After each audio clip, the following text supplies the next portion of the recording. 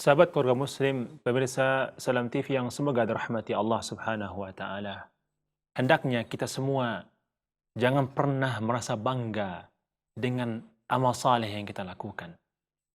Terkadang itulah yang membuat kita jemawa. Hanya mengamalkan sedikit amalan, kita sudah merasa pantas dipuji, pantas disanjung, dan pantas dikenal orang. Padahal amal sedikit itu pun belum tentu diterima oleh Allah Subhanahu wa taala. Allah Azza wa Jalla menyebutkan dalam firman-Nya, "Alladzina yu'tuna ma atau wa qulubuhum wajilah." Yang artinya, dan orang-orang yang memberikan apa yang telah mereka berikan dengan hati yang takut. Ibunda kita Aisyah radhiyallahu anha menjelaskan terkait ayat ini, maksud dari hati yang takut adalah khawatir amalannya tidak diterima oleh Allah Subhanahu wa taala. Beliau bertanya kepada Rasulullah sallallahu alaihi wasallam, "Ya Rasulullah, walladzina yu'tuna ma ataw wa qulubuhum wajilah, ahwa ar-rajulu alladhi yazni wa yasriq wa yashrabu al-khamra?" Wahai utusan Allah Azza wa Jalla, apakah orang-orang yang disebutkan dalam ayat ini dengan hati yang takut adalah orang-orang yang melakukan pencurian, orang-orang yang berzina, orang-orang yang minum khamar, kata Aisyah radhiyallahu anha. Lalu apa jawaban Rasulullah sallallahu alaihi wasallam? Qal, la ya binta Abi Bakrin. Tidak, wahai putrinya Abu Bakar As-Siddiq radhiyallahu anhu. Namun yang disebutkan dalam ayat ini adalah orang yang hatinya takut, yang khawatir amal mereka tidak diterima oleh Allah Subhanahu wa taala adalah orang-orang yang biasa berpuasa, yasum wa yatasaddaq, dan mereka biasa mengeluarkan sedekah dari harta mereka, dan orang-orang yang salat.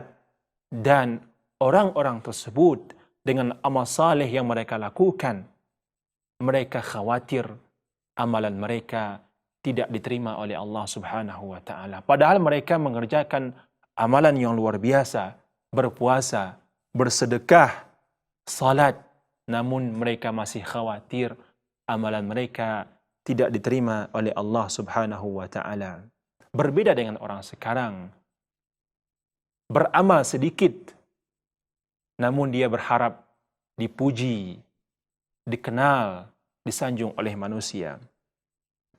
Sahabat keluarga muslim yang semoga dirahmati Allah Subhanahu wa taala, kita memiliki sebuah contoh yang sangat luar biasa dari kalangan tabi'in, yaitu Uwais Al-Qarni rahimahullahu rahmatan wasi'ah, yang mana Umar bin Khattab radhiyallahu anhu menginginkan bertemu dengan Uwais Al-Qarni, sehingga setiap kafilah yang datang dari Yaman ditanya oleh Umar bin Khattab radhiyallahu anhu, siapakah di antara kalian yang bernama Uwais Al-Qarni, Uwais bin Amir Al-Qarni?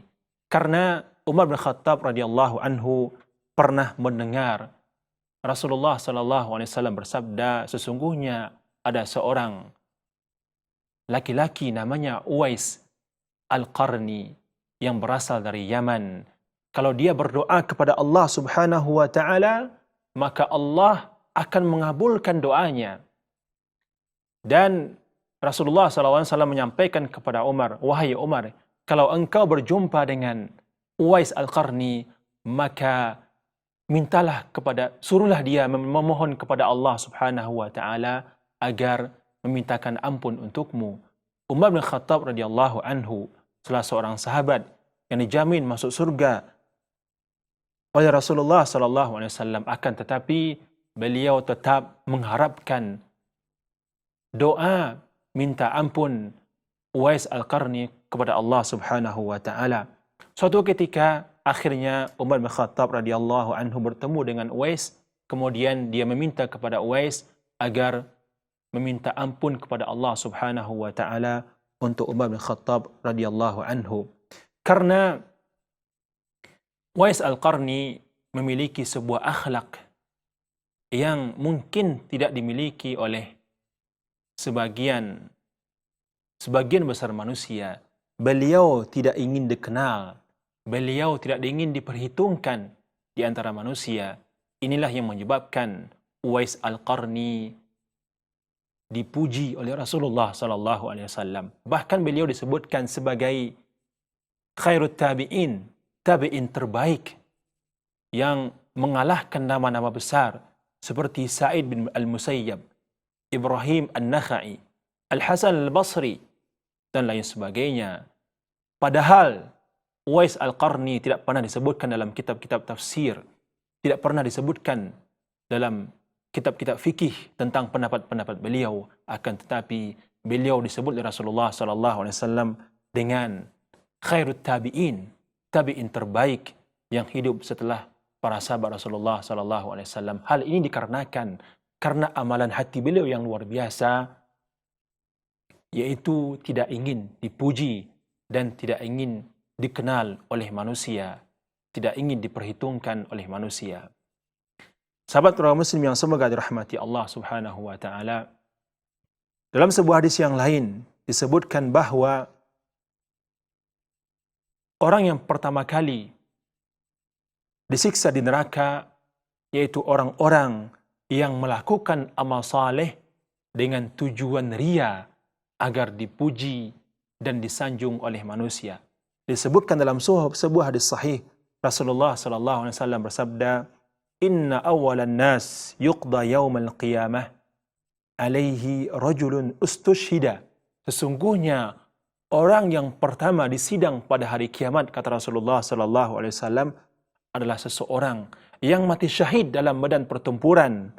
Fa utiya bihi fa'arrafahu ni'amahu fa'arafaha. Kemudian orang tersebut pada hari kiamat didatangkan oleh Allah Subhanahu wa taala, kemudian Allah memperlihatkan nikmatnya kepada orang tersebut, lalu orang ini mengakui nikmat Allah Subhanahu wa taala, kemudian Allah bertanya kepadanya, "Fama amilta fiha?" Lalu dengan nikmat tersebut, apa yang telah engkau lakukan? Kata Allah Subhanahu wa taala. Dia menjawab, "Qataltu fika hatta ustushhidtu." Aku berjuang di jalanmu sampai aku mati syahid, kata orang tersebut. Lalu apa kata Allah Subhanahu wa taala? Engkau telah berbohong. Walakinnaka qatalta li ayyuqal jari. Engkau berperang di jalanku agar engkau dipuji oleh manusia, agar dikatakan kepadamu engkau seorang pemberani. Kemudian telah dikatakan kepadamu pujian tersebut, kemudian orang ini ditarik oleh para malaikat sehingga dilemparkan ke dalam siksa api neraka. Kemudian yang kedua adalah laki-laki ta'allama al-ilma wa 'allamahu wa qara'a al-Qur'an. Orang yang belajar ilmu agama, kemudian mengajarkan ilmu tersebut, dan dia juga membaca Al-Quran. Lalu didatangkanlah orang tersebut, dan Allah Subhanahu wa taala memperlihatkan nikmat-nikmatnya kepada orang ini. Lalu dia mengakui nikmat-nikmat tersebut. Kemudian Allah bertanya, apa yang telah engkau lakukan dengan nikmat yang telah aku berikan, kata Allah Subhanahu wa taala.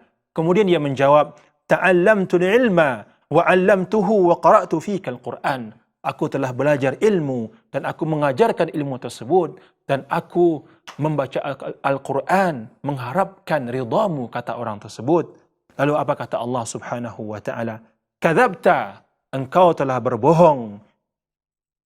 Walakinnaka ta'allamtal ilma liyuqal alim. Engkau belajar ilmu agama supaya orang mengatakan tentang dirimu engkau seorang alim. Kemudian engkau membaca Al-Quran supaya orang mengatakan engkau seorang ahli Quran, seorang qari, dan telah diucapkan kepadamu pujian tersebut. Thumma umira bihi fasuhiba ala wajhihi hatta ulqiya finnar. Kemudian Allah Subhanahu wa taala perintahkan untuk menyeret orang tersebut dengan wajahnya. Akhirnya orang ini dilemparkan ke dalam neraka Allah Subhanahu wa taala. Kemudian orang yang ketiga adalah orang yang pertama kali disiksa oleh Allah Subhanahu wa taala. Orang yang diberi harta oleh Allah Subhanahu wa taala. Orang ini didatangkan di hadapan Allah Subhanahu wa taala, kemudian Allah perlihatkan nikmat-nikmatnya kepada orang tersebut, lalu orang ini mengakui nikmat harta yang diberikan oleh Allah Subhanahu wa taala, kemudian Allah Subhanahu wa taala bertanya kepadanya, apa yang telah engkau perbuat dengan nikmat yang aku berikan tersebut?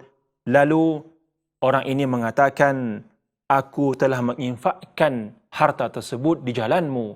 Lalu apa kata Allah Subhanahu wa taala? Engkau telah berbohong, namun engkau menginfakkan harta tersebut agar orang-orang mengatakan tentang dirimu, engkau seorang dermawan, orang yang suka memberikan hartanya, orang yang suka bersedekah, dan pujian tersebut telah diucapkan kepadamu, dan itu yang engkau harapkan selama hidup di dunia. Kemudian orang ketiga ini juga diseret oleh para malaikat dengan wajahnya, akhirnya dilemparkan ke dalam neraka Allah Subhanahu wa taala. Sahabat keluarga muslim yang semoga dirahmati Allah Subhanahu wa taala, mudah-mudahan apa yang kita sampaikan pada saat kesempatan kali ini bermanfaat bagi kita semua. Terlebih terkurang saya mohon maaf. Subhanaka Allahumma wa bihamdik, asyhadu an la ilaha illa anta astaghfiruka wa atubu ilaik. Assalamualaikum warahmatullahi wabarakatuh.